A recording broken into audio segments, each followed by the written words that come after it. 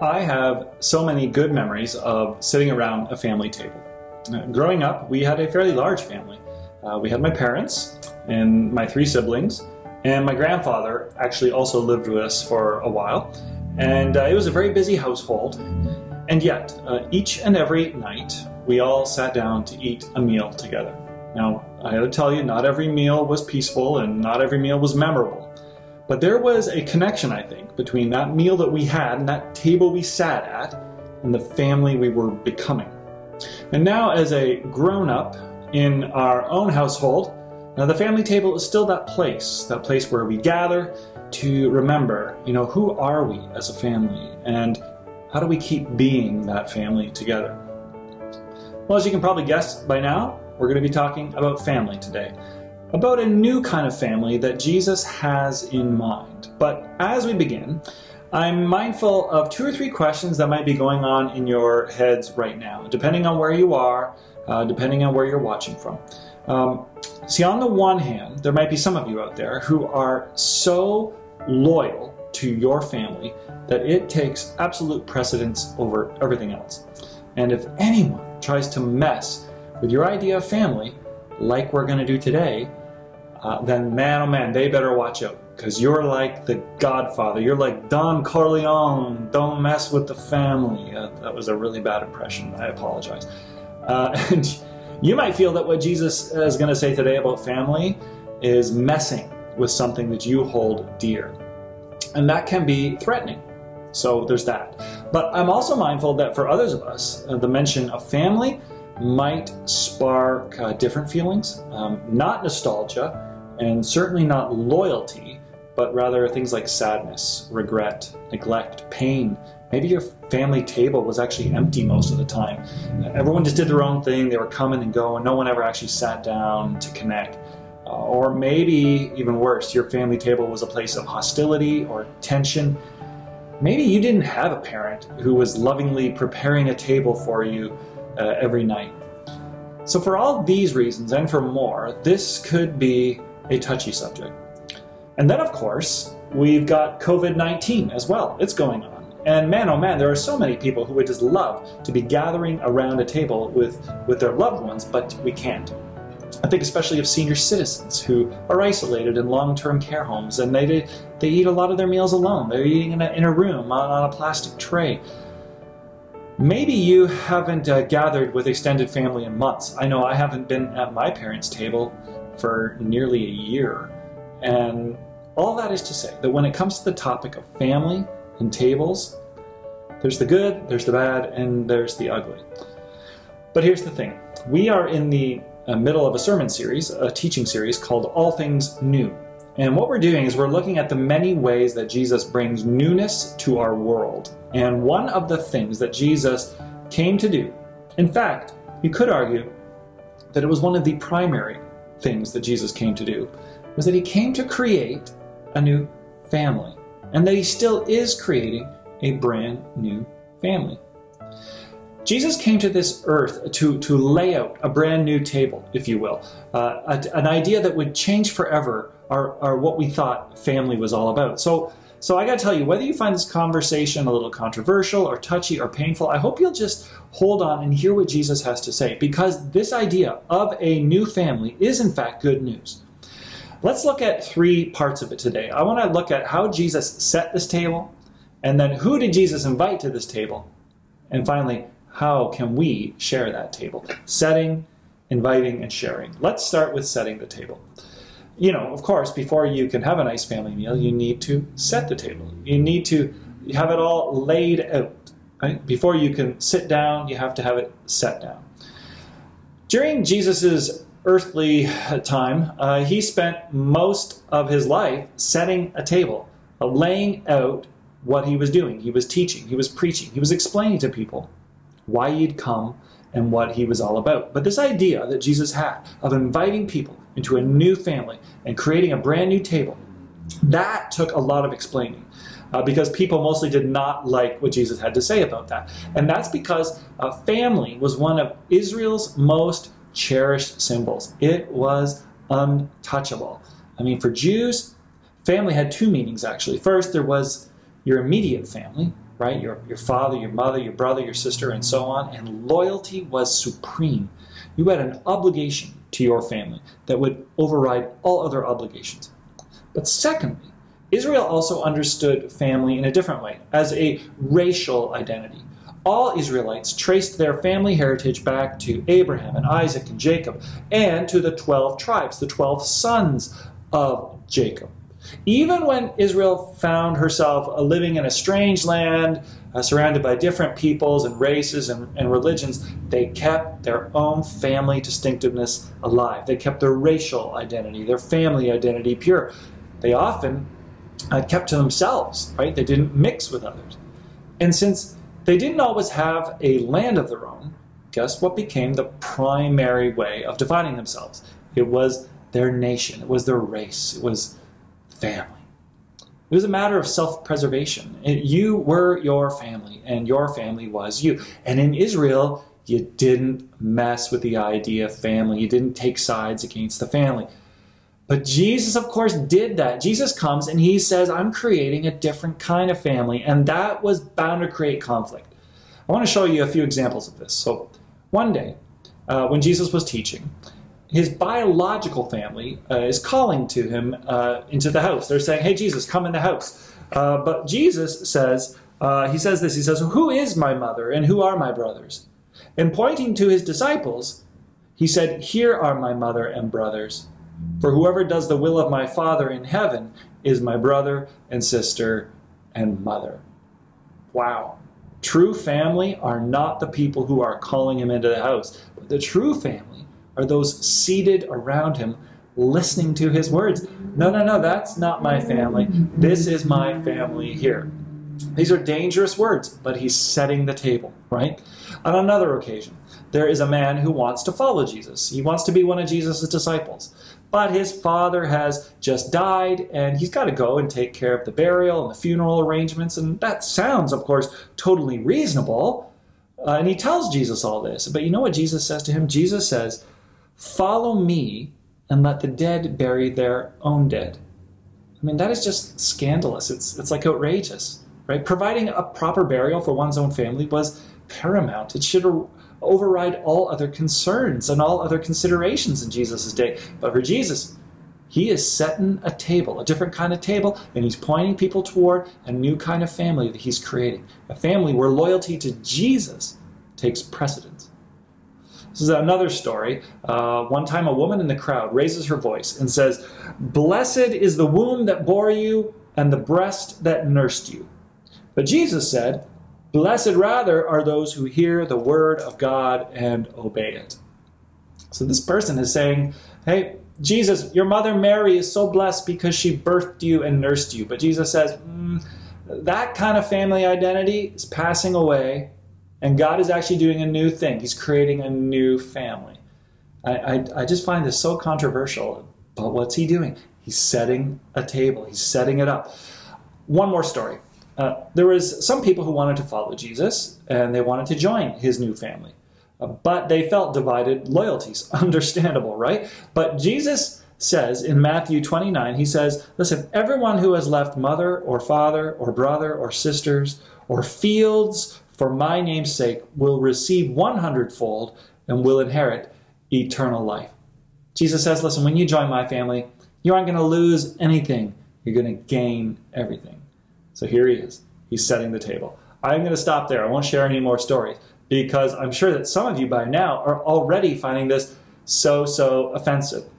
I mean, how dare Jesus do this? How dare he mess with the idea of family? How dare he set a table like this? I don't know how it makes you feel. It might make you feel defensive, conflicted, or confused. I know it makes me feel that way when I hear him talk like that. But the trouble is, here's the trouble. You can't get away from it.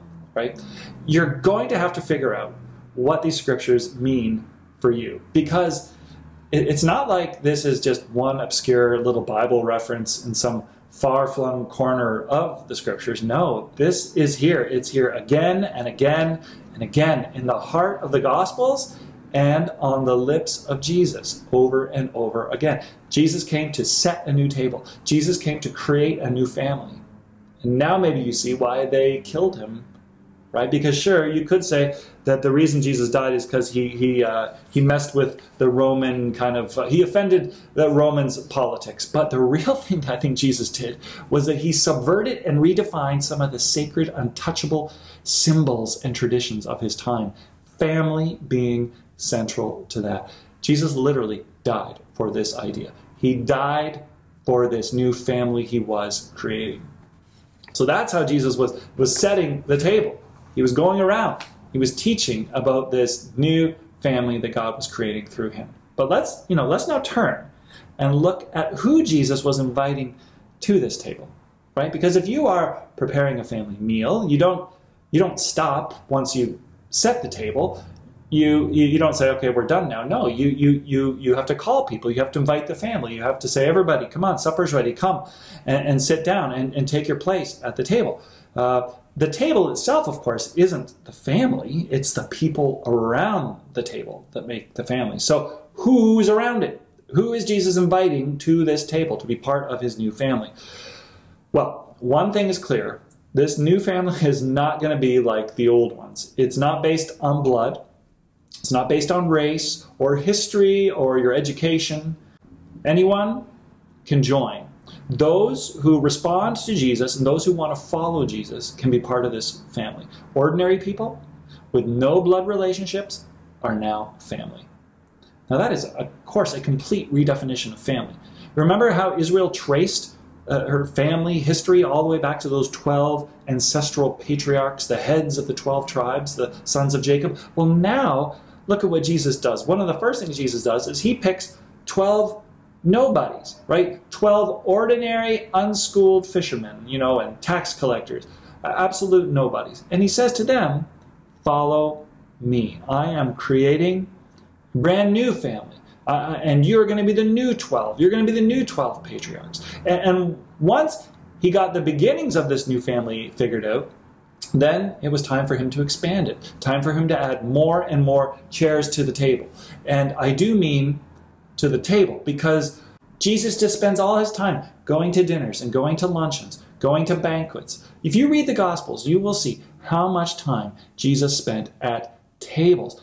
Jesus liked to eat. He liked to eat a lot. I mean, Jesus ate so many meals with so many people that one author wrote that in Luke's Gospel, Jesus is either going to a meal, at a meal, or coming from a meal. I mean, even Jesus himself says, the Son of Man came eating and drinking, right? That's what Jesus said about himself. And he said, yes, people look at me and they say, look, he's a glutton, and he's a drunkard, and he's a friend of tax collectors and sinners.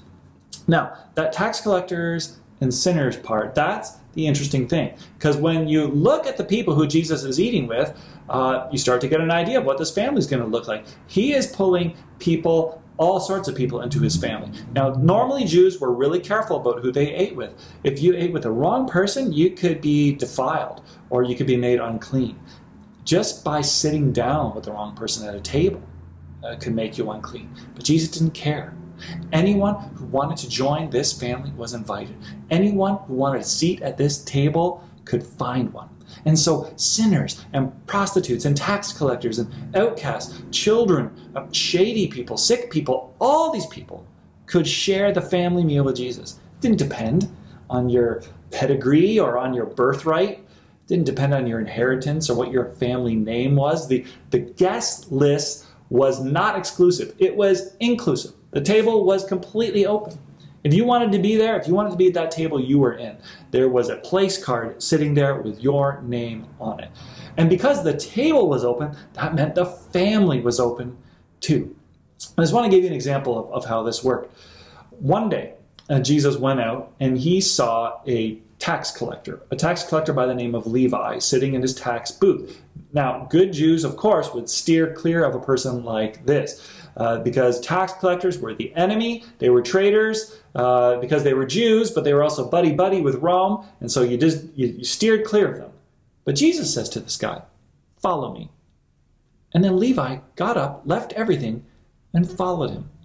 Then we read that Levi held a great banquet. Again, Jesus is eating, and at his house, a large crowd of tax collectors and others were eating with him, but the Pharisees And the teachers of the law who belonged to their sect complained to Jesus' disciples, "Why do you eat and drink with tax collectors and sinners?"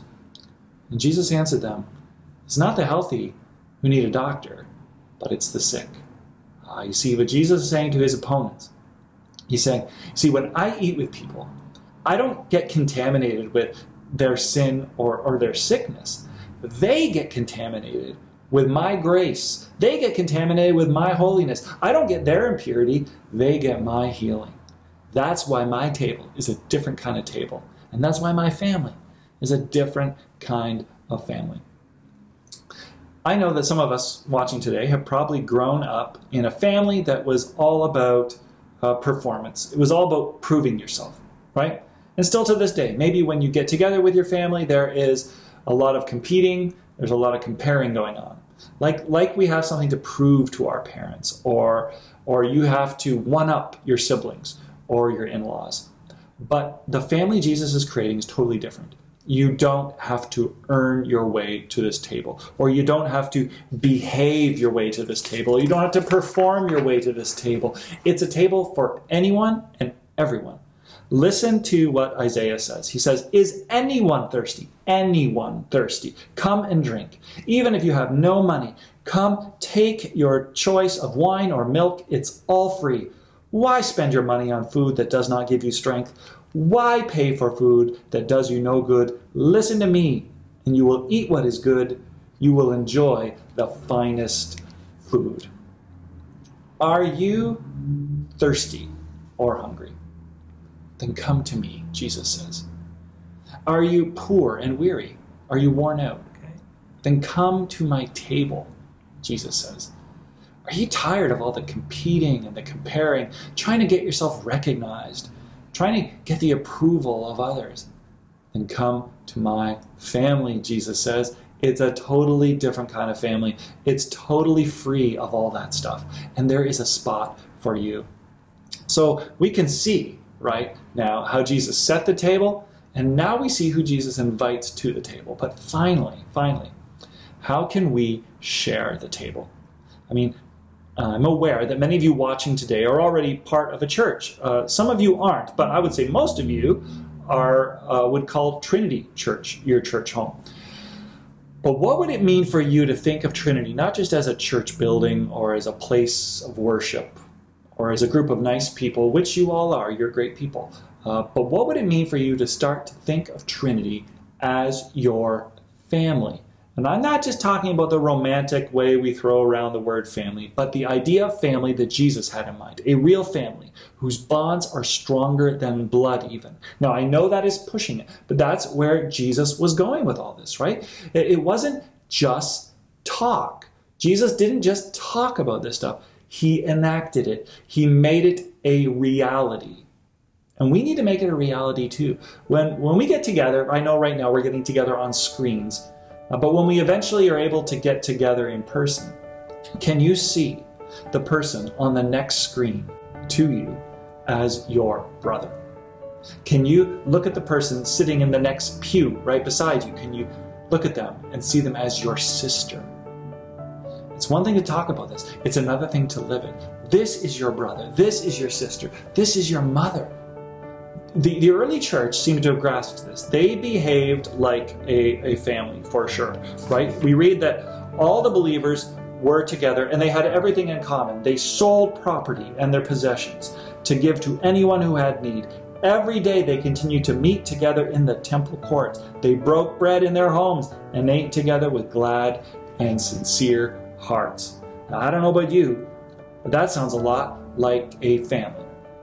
So, if you are a member of Jesus' family, and if you are a member of Trinity Streetsville, I think that what Jesus is saying today is, well, he's trying to push you into a deeper commitment to each other, and truly make this table here we have at Trinity a family table.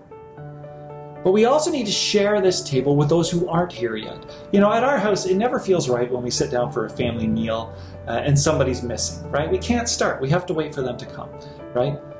Who hasn't been invited? Who hasn't been invited to this family Jesus is making, right? The gospel by its very nature is an invitation. And if the church ever starts acting like everyone who's supposed to be here is already here, then we have blown it. And if we ever stop putting out chairs for other people, then we've missed it. We've missed the expansive, diverse, and growing nature of Jesus' family.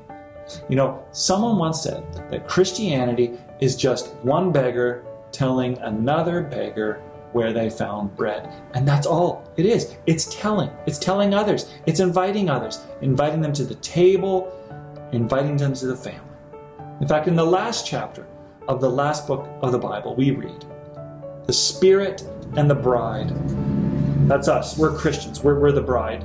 The Spirit and the bride say, come. Everyone who hears this should say, come. If you're thirsty, come. If you want life-giving water, come and drink it.